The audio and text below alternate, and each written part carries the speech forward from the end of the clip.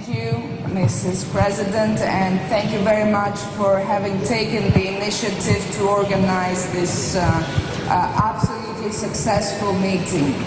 I believe it's very important to make sure that each and every one of us takes the declaration of speakers issued yesterday on human rights and immigration in the Mediterranean and makes sure that the executive powers of our country do adopt and do go forward with these formulations and with these recommendations.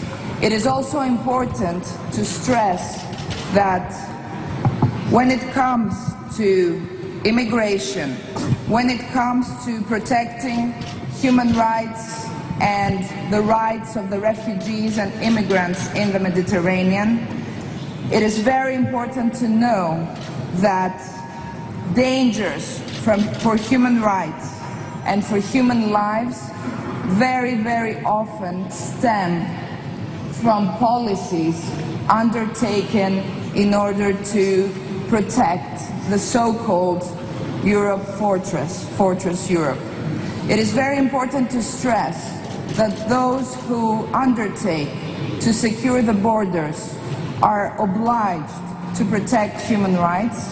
It is very important to see to it that operations are very, very closely monitored, that the principle of non-refoulement is very closely respected, and that no collateral damages, no human lives are lost in the process of the operation to combat smuggling. This is an amendment made yesterday to our common declaration, and I believe this is also a reformulation to be inserted in the relevant recommendation of the committee.